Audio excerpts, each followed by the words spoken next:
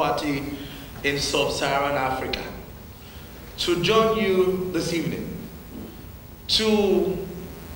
We've come from across the nation, the 36th state of the Federal Republic of Nigeria. Our state youth leaders, 37 of them plus FCT, the zonal youth leaders, 6 of them, myself, and various support groups such as Vanguard, Project Beyond, Nature, Nigerian Youth Parliament, whose speaker is here, youth leaders from the Jagaban movement. We used to call it Jagaban Army, but they were trembled during the election. We changed the name to the Jagaban movement. Abat Media, Progressive Young Women's Forum, the Student Support Group, Persons Living with Disability, Lobito Group, City Boys Movement, the Progressive Forum, National Youth Council of Nigeria, Project Beyond, and others. We've all come here, first, Daddy, to appreciate you and to congratulate you formally for your success in the election, because you made the job easy for us by being a man of stellar performance, a man of result, a man of impact. By investing in yourself and investing in people for over 30 years. And so it was easy for us to go out there to market you to the Nigerian people during the last election because of the investment that you have also made before time. And to congratulate you that we were not let down, and to thank God on your behalf for the victory that we had in that election. It wasn't a rosy one. There were challenges. We were ostracized. We lost friends. We lost family members. We were abused. We were attacked. We were called names. I have a youth leader here from Gombe State that was shot in his community on election day because the opposition wanted to rig and was trying to defend our vote. We all paid prices, both as state youth leaders, zonals, and even as youth stakeholders of the party in various support groups, including the PCC Youth Wing. And we thank the Almighty God that today we are all here to celebrate that we have been able, as youth of this party, to produce a president and commander-in-chief of Nigeria. I think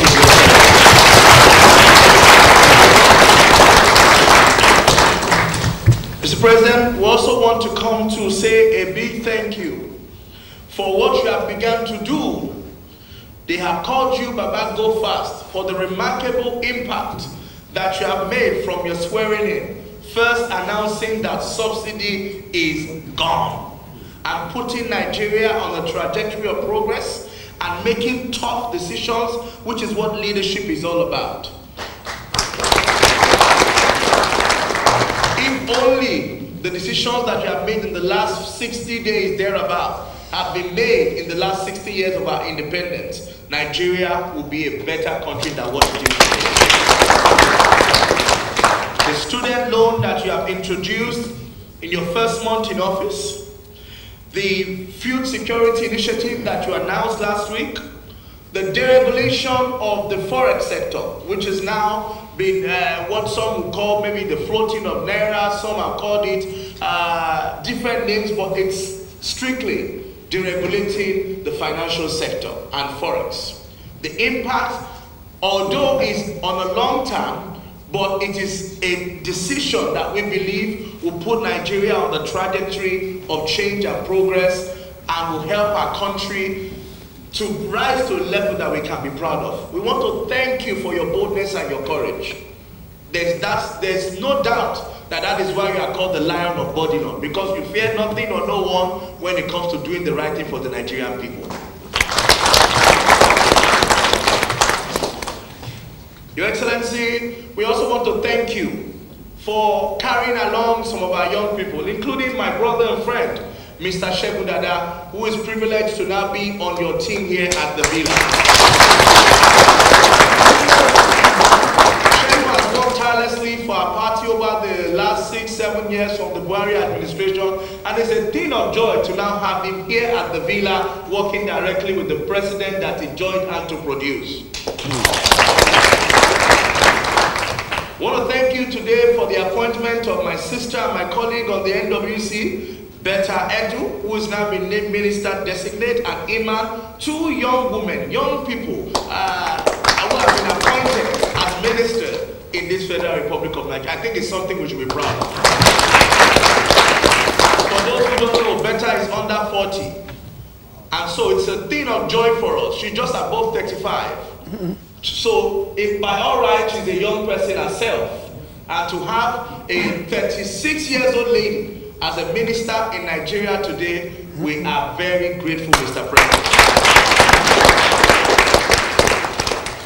Mr. President, I also want to use the opportunity to thank who I would call the honorary youth leader, my brother, my childhood friend.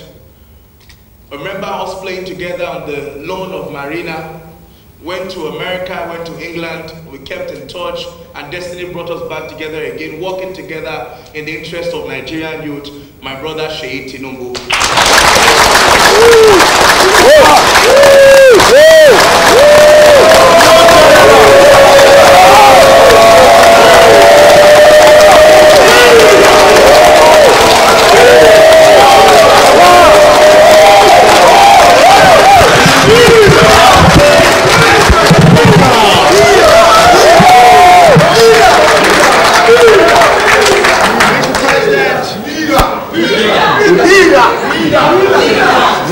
Thank you. All right. Mr. President, I welcome here the Chief of Staff to the President, my own big Egbon, another city boy, Mr. Femi Gbaja, Right Honorable Femi Gbaja. And of course, the Special Advisor Revenue, Egbon Sugar. It's good to have you join us.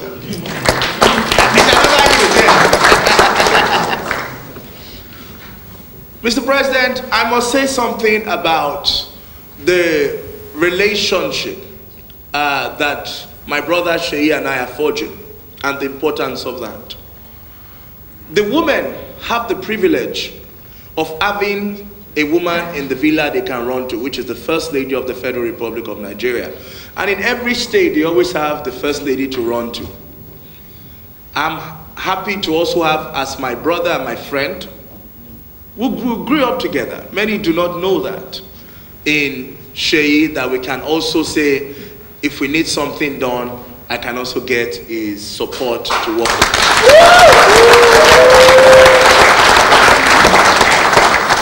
Mr. President, as I wrap up my gratitude and go to the next phase of my remark, I want to thank you, and I want to thank my governor, Mr. Babajide Sanwo-Olu, for giving me the privilege, out of the over 10 million young people in Lagos, to sit on this chair as the national youth leader of the largest party.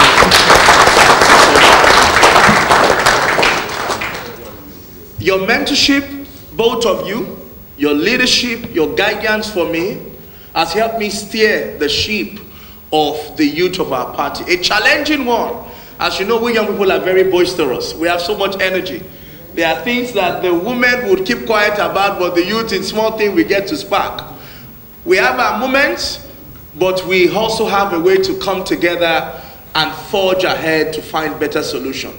And the mentorship that you provided for me over the years have helped me to be able to steer the ship of the youth wing. And so, Mr. President, the second focus of our visit here, who have led my deputy youth leader and all the youth leaders from the 36th state, is because of what Martin Luther King calls the fierce urgency of now.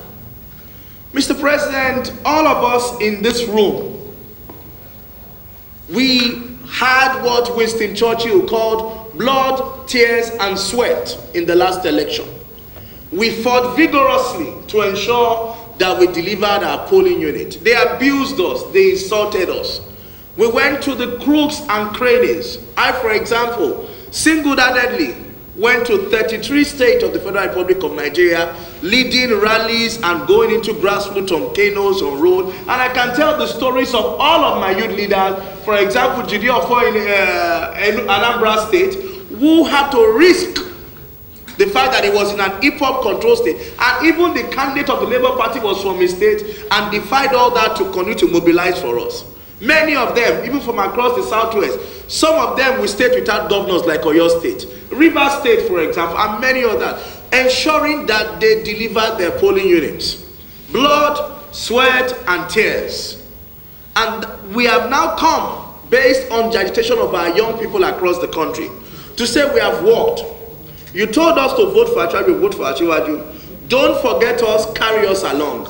Every day, and I'm sure my other youth leaders, they even called me, leader, what is going on? They have started compiling names for board and parastatal. Why are you not fighting for us? What are you going to get for us? And I said, no problem. I will take you to the place where it is being done. Let us come and meet the commander-in-chief.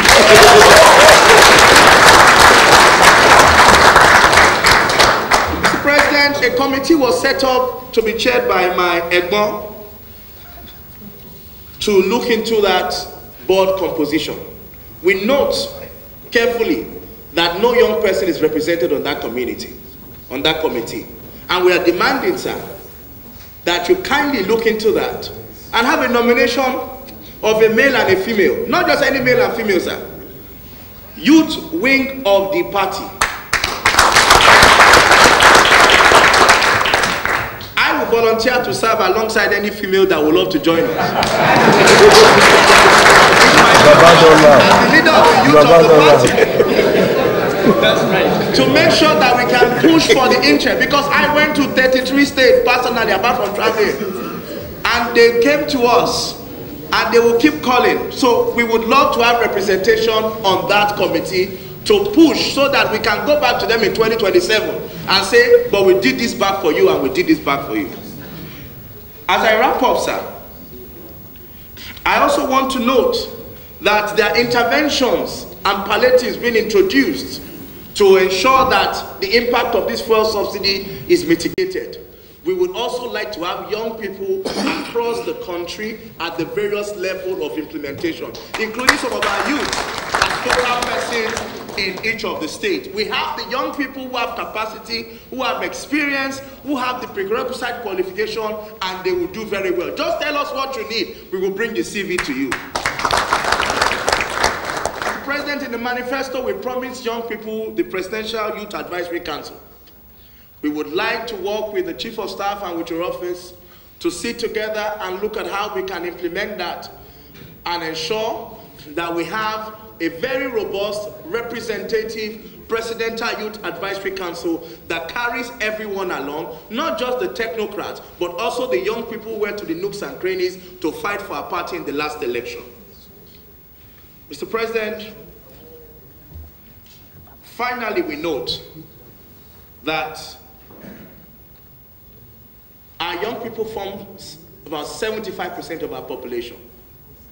There are over 7,000 appointments in government, either boards, parastatals, agencies, and many other things across. We, as the youth of the party, are requesting that you kindly, as you begin to fill those positions, consider at least 15%. We're not going to be like the woman asking for 35. At least 15%.